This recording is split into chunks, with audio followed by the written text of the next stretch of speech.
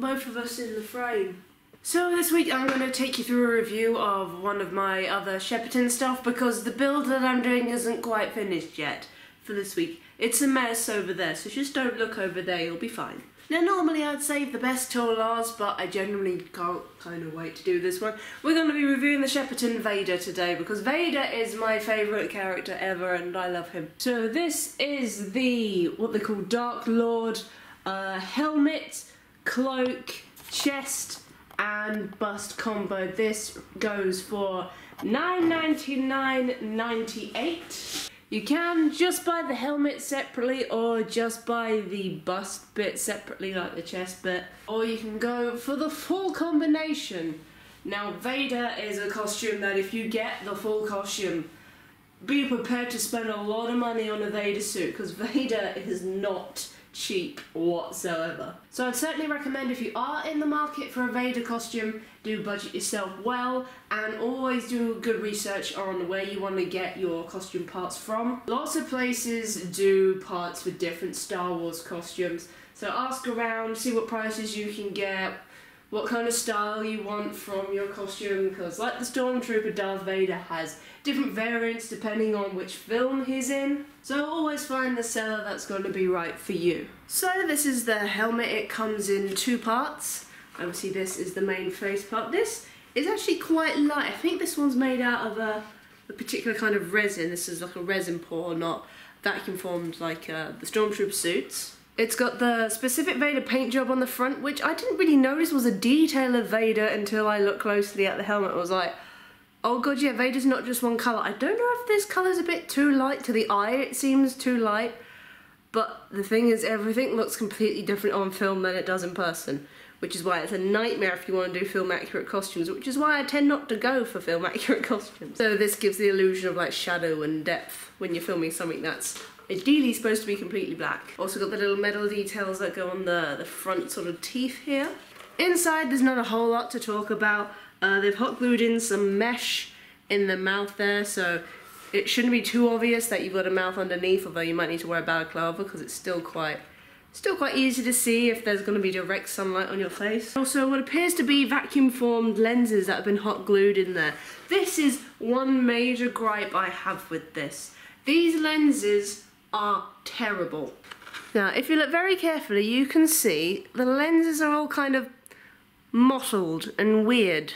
Around the top and around the bottom they're nice and clear, but in the middle where you're meant to see out of, they're really damn blurry, which for lenses kind of shouldn't be a thing. I'm aware that these are slight bubble lenses, so bubble lenses do distort your vision because you can have bubble lenses on Stormtrooper helmets, but these are bubble lenses with vacuum formed in impurities that make it even harder to see out of, so that is something that is a no-no. Considering they're hot glued in, you've got to be really careful to pull those out if you want to replace the lenses, which you probably do because kind of you'd want to be able to see where you're going. There you go, this is the top part of the helmet, so this goes chunk over the top, and without the front you can do a pretty good impression of Dark Helmet from Spaceballs. The only gripe I have about this is on the inside is very clearly fiberglass. Now this may be a detail of the original helmet. This is something I don't know because I'm a Stormtrooper and I've looked into Stormtrooper costumes because I'm very aware I can never cosplay as Vader as much as I would like to because I'm 5'6". Personally that is something I would go over and smooth out and just make look really nice and neat because it just makes it look like an unfinished prop. So I think display-wise, this helmet is really nice, but for cosplay-wise, it will need a little bit of tweaking. Moving on here, we have the chest piece and we have the cape. The cape is really nice, actually. It's a fairly thickish material, but it hangs quite well and isn't really heavy, so if you were going to wear it, it's not going to weigh you down too much. And the actual chest plate is quite nicely detailed. It's a simple costume piece, but it's done really, really nicely and it looks the part. Now the one thing that I do know about Vader costumes, purely because one of my mates is a Vader cosplayer and he knows about something like the CRLs for things like the 501st, is the chain isn't always visible on a Vader suit. Normally you can't see it at all, it's like underneath the helmet. So to have this clip at the front I don't think is great. That is going to be something you probably have to take away. Purely this is just here to hold the cape on for display reasons. Again, if you're going for an accurate costume, you'd want to get rid of that, because I don't think that'd pass. So again, display purposes, this is beautiful, especially if you're like me and you know you can never wear a Vader costume, but you just want one to look at. Now the challenge is getting this off the mannequin to sort of give you a better idea of what it looks like. And also I'm going to wear it, because hot damn, I haven't actually put this on yet. I've been saving it for this video. Good evening, my lord. I'm just derobing you. Please do not take that the wrong way. Now I rotate this, you can see how it's attached to the mannequin. You've got these straps which are screwed in at the back, and one strap feeds through the body of the bust out the other side and connects to a clip here. Again, the inside of this is fiberglass, but it's not going to be something you're going to have to tweak, because this isn't something people are going to see. The question is getting this on so it's actually tight. So I might put it on backwards, get it tight enough, and then put it on the correct way. I'm going to wear it right here, because, oh god, yeah. I'm not built to be Darth Vader. Oh my god, I'm so not built to be Vader. Look how big it is on me! Okay, now I've got to put on the cloak. Try not to get it all over the floor, because it's a bit dusty in here. Not gonna lie. How do I do it with massive shoulders? I can't really swing it. What if I should pay attention to how Matt does it. Then it'd be less confusing. Which way around does this go? I'm being choked by my own suit. Yes! Yes! We did it! Damn it, it's inside out, because there's the seam. Genuinely cutting off the air there. Oh, I'll figure it out in the end. Hang on, I'm going to have to go off camera to swing it, because I don't want to hit anything. Wait a minute! Oh. Okay, being strangled by the cape now. Okay, right. I've got another plan. Yes. There we go. Oh. Oh yes. I am a Sith Lord. This is what Kylo Ren dreams about at night.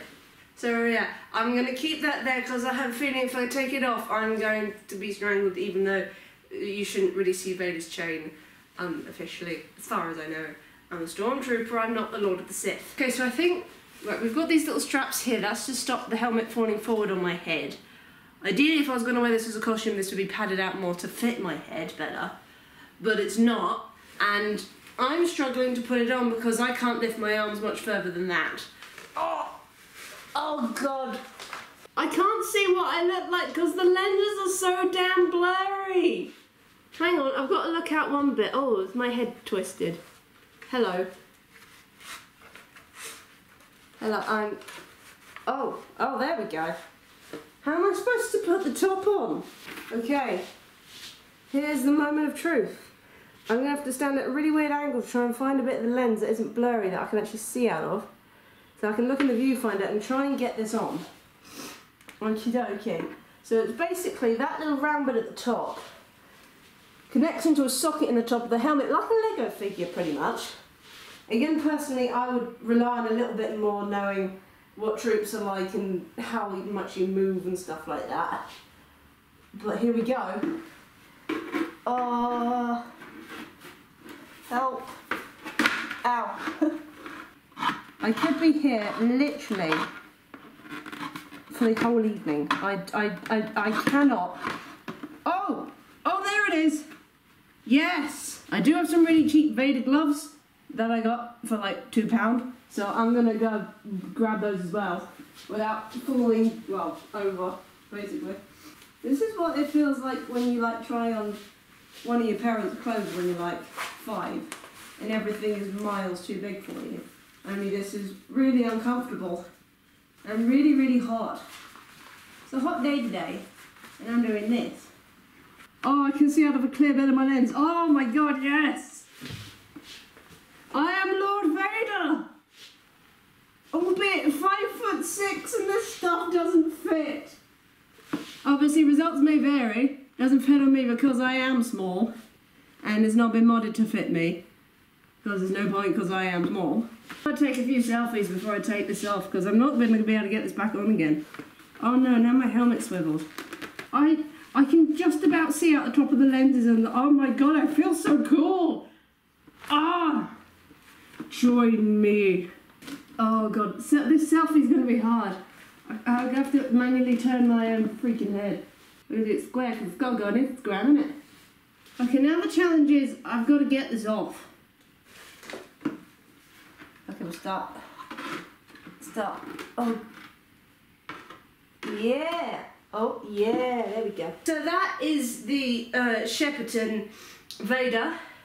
And I'd say it looks good as a display piece, but if you're looking to spend £1,000 on a display piece, I don't know if this will be the one for you. I know Sideshow, I think it's Sideshow Collectibles, has done a life-size Darth Vader statue. I don't know how much that's going for, but that's got to be a couple of grand. So that might be more where you want to go than just the bust. Cosplay-wise, it definitely needs a lot of tweaking. Those lenses are genuinely terrible. I could not see the viewfinder properly to even see if I was in frame, which when you're filming is what you need. Especially, when you're doing troop, we just did a hospital troop. When you're doing troops with kids, you gotta be able to see clearly. So, Shepperton guys, please address that on your Vader, because if people do wear this for a costume, that's the #1 thing you need is vision. And those lenses are awful. As I said, always do your research if you are looking to get into a full costume. Shepperton is someone I definitely recommend for Stormtrooper armour, purely because I have their Stormtrooper armour, their battle spec one, and I've been wearing it for a couple of years now, and I know how good that is. Obviously this, I can't give like a perfect overview on it because I am short for a Vader, which means everything is too big, which means I can't move in everything properly. If I was taller, this probably would have worked a lot better. But as I said, with it up on display, god damn, this thing is beautiful, and with Vader being my favourite character, I can't not love it. I don't know if it's obvious, but yeah, I'm really sad that I can't actually cosplay the guy. So thank you for watching. I hope you enjoyed this little overview of the SDS Darth Vader. Hopefully I'll have more of the holiday special Boba Fett build up for you next week if I can get this current part of the build finished. So subscribe if you want to see any Star Wars builds that I do, any builds that I've done previous. As I said, I'm normally a Stormtrooper. I go around doing events and all sorts. I like to make things from Star Wars, also have a couple of other different franchises as well. I like to do props that you can make at home with limited tools and sort of limited materials. So I'm not high-end, super accurate. I'm enough that it can look good and it's passable, but you can do it at home. So if you're interested, please stick around and subscribe to the channel. I'll see you in the next one, guys, and as always, may the Force be with you.